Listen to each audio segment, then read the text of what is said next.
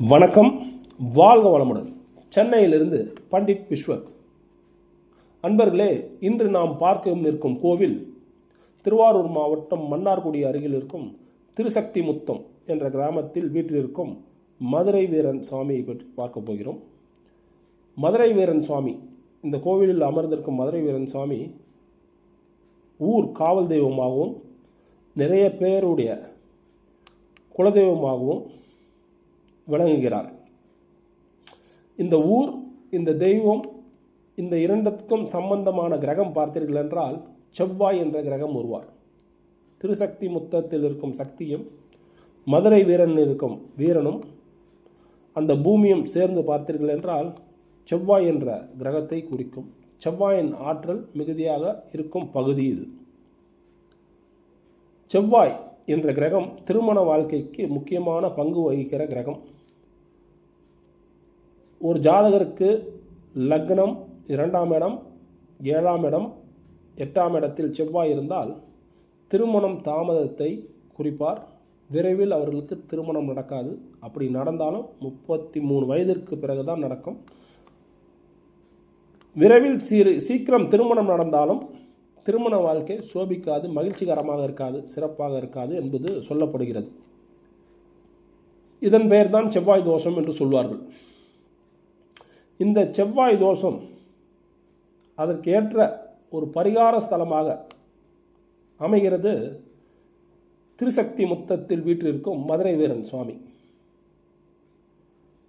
இதுபோல் அமைப்புள்ள ஜாதகர் செவ்வாய்க்கிழமை அன்று சென்று அவர்கள் முடிந்த வயது, ஒருவருக்கு 30 வயது நடக்கிறது என்றால் அப்பொழுது 29 வயது முடிந்து விட்டது என்று அர்த்தம்.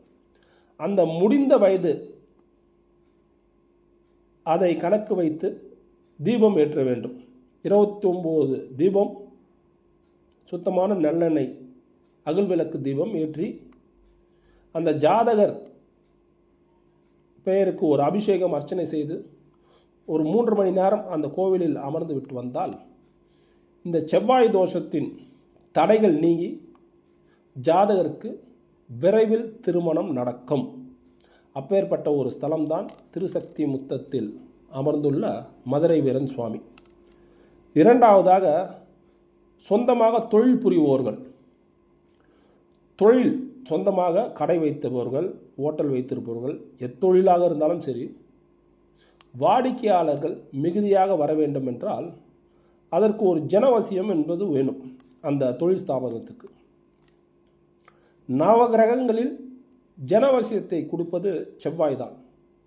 ஒரு மனிதனுக்கு செவ்வாய் உச்சமாகவோ பலமாகவோ கேந்திரத்தில் சுபத்தன்மையோடு இருக்கும்போது ஜனவசியத்தை கொடுப்பார், ஜன ஈர்ப்புகளை கொடுப்பார். உதாரணமாக பார்த்தீர்கள் என்றால் இன்று சூப்பர் ஸ்டார் ரஜினிகாந்த் அவர்கள் ஜாதகத்தில் செவ்வாய் உச்சம் பெற்றிருப்பார்.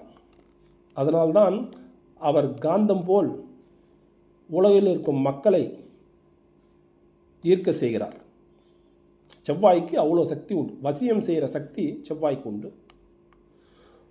ஒருவர் தொழிலில், சொந்த தொழிலில் முன்னுக்கு வர, தொழில் நல்ல லாபம் கிடைக்க, கஸ்டமர்ஸ் வாடிக்கையாளர்கள் அதிகமாக கூட வேண்டுமென்றால் செவ்வாய் பலம் பெற வேண்டும். செவ்வாய் பலம் பெற வேண்டும் என்றால் நீங்கள் வழிபட வேண்டிய தெய்வம் திருசக்தி முத்தத்தில் அமர்ந்துள்ள மதுரை வீரன் கோவிலுக்கு வந்து உங்கள் நிறுவனத்தின் பெயரில் ஒரு அர்ச்சனை அபிஷேகம் செய்து கொண்டு அவர் படத்தை எடுத்து அந்த ஸ்தாபனத்தில் வைத்தீர்கள் என்றால் நிச்சயமாக நல்ல ஒரு முன்னேற்றம், லாபம், வாடிக்கையாளர்கள் அதிகரிப்பது இதுபோல் அமையும். ஏற்கனவே நல்லபடியாக இருந்தாலும் மேலும் நல்லபடியாக ஒரு வளர்ச்சியை கொடுக்கும். அதனால் வசியத்துக்கு முக்கியமான ஒரு கிரகம் செவ்வாய், ஜனவசியம் என்று சொல்வார்கள். மூன்றாவதாக, மருத்துவம், இன்ஜினியரிங், ரியல் எஸ்டேட்,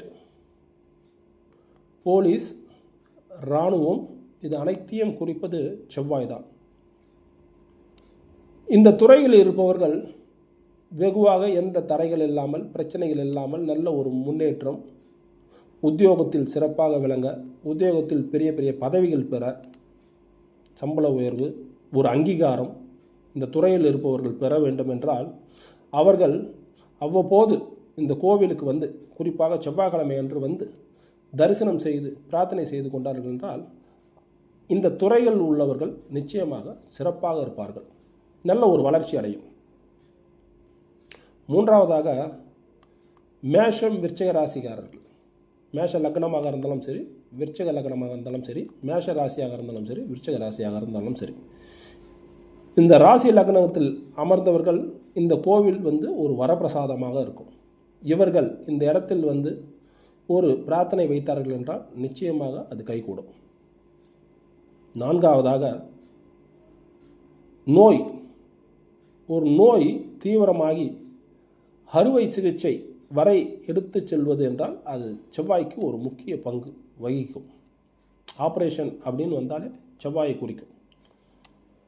அந்த அளவுக்கு தீவிரம் எடுத்துன்னு போகாமல் இருக்க, அந்த நோயின் தீவிரம் அதிகமாகி அறுவை சிகிச்சை வரை எடுத்துன்னு போகாமல் இருக்க வேண்டும் என்றால் அந்த நபர் யாருக்கு அந்த நோய், எந்த நோயாக இருந்தாலும் சரி, குறிப்பிட்ட நோயின்னு சொல்ல முடியாது, ஒரு நோயின் தீவிரமாக அமைந்து அது ஆப்ரேஷன் வரைக்கும் போகுதுன்னா அது முக்கியமான காரணம் செவ்வாய் தான். அறுவை சிகிச்சைக்கு உண்டான கிரகம் என்று சொல்லலாம்.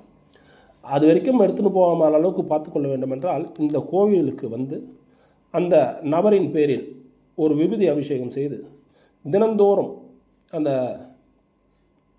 நோய் சம்பந்தமாக உள்ள ஒரு நபர்கள் நெற்றியில் இட்டு கொண்டு வந்திருந்தாலே அந்த அறுவை சிகிச்சை அளவுக்கு அந்த தீவிரம் எடுத்து செல்லாது, நோயின் தீவிரம் எடுத்து செல்லாது. குறிப்பாக மேஷம் விருச்சிக ராசிக்கு நல்ல ஒரு வரப்பிரசாதமாக இந்த கோயில் அமையும். ரியல் எஸ்டேட் துறையில் இருப்பவர்கள் இடத்தை வாங்கி விற்கிறார்கள் அல்லவா, முக்கியமாக இடத்தை விற்கிறதுக்கு இந்த இடம் நல்ல சூட்டபிள் ஆகும். அது என்ன பண்ண வேண்டும் என்றால், ரியல் எஸ்டேட் துறையில் இருப்பவர்கள் ஒரு திங்கட்கிழமை அன்று அந்த இடத்தின் மண், பூமியின் மண்ணை எடுத்துகிட்டு வந்து செவ்வாய்க்கிழமை அன்று இங்கு உள்ள மதுரை வீரன் காலில் வைத்து ஒரு அர்ச்சனை செய்து திரும்பவும் அந்த மண்ணை எடுத்த இடத்தில் அந்த பூமியில் தூவி விட்டு வந்தார்கள் என்றால் விரைவில் அந்த இடம் விற்கப்படும். இதுபோல் செவ்வாய் சம்பந்தமான அனைத்து நல்ல விஷயங்களுக்கும் இந்த இடம் ஏற்ற இடம். செவ்வாயின் தடைகள், முக்கியமாக அவர் தடைப்படுத்துவது திருமணத்தை தடைப்படுத்துவார். அதேபோல் ஒரு ஆணாக இருந்தாலும் சரி, பெண்ணாக இருந்தாலும் சரி, செவ்வாய் பலம் இழக்கக்கூடாது. செவ்வாய் நீச்சமாகவோ பகை வீட்டிலோ பலம் இழந்தோ வக்கரமோ அஸ்தாங்கமோ அடையக்கூடாது. அப்படி அடைந்தால் என்றால் அந்த திருமண வாழ்க்கையை பாதிக்க வைத்து விடுவார். இது போன்ற அமைப்புள்ள ஜாதகங்கள்லாம் இந்த மதுரை வீரன் கோவிலுக்கு வந்து செவ்வாய்க்கிழமை அன்று கணவன் மனைவி இருவரும் வந்து தரிசனம் பண்ணி பிரார்த்தனை செய்து கொண்டார்கள் என்றால் அவர்கள் திருமண வாழ்க்கை சண்டை சச்சரவு இல்லாமல் நல்ல சுபிக்ஷ தன்மையோடு சிறப்பாக வாழ்வார்கள். நன்றி அன்பர்களே. இதுபோல் செவ்வாய் சம்பந்தமான எந்த ஒரு நல்ல விஷயங்களும், செவ்வாய் சம்பந்தமான பாதிப்பு அடைந்த உள்ள ஜாதகங்களும், முக்கியமாக தொழில் சம்பந்தமான, தொழிலில் நிறைய வாடிக்கையாளர்கள் வர வேண்டும் என்றும் நினைக்கும் நபர்களும், விரைவில் திருமணம் ஆக வேண்டும் என்றும் இருக்கும் நபர்களும், செவ்வாய் தோஷத்தால் பாதிப்படைந்த நபர்களும் இந்த கோவில் வந்து தரிசனம் செய்து பிரார்த்தனை செய்து கொண்டால் நிச்சயமாக அவர்கள் எண்ணங்கள் ஈடேறும். நன்றி அன்பர்களே. வாழ்க வளமுடன். வாழ்த்துக்கள். Don't forget to like, share, and subscribe Viswak Astro Vision channel.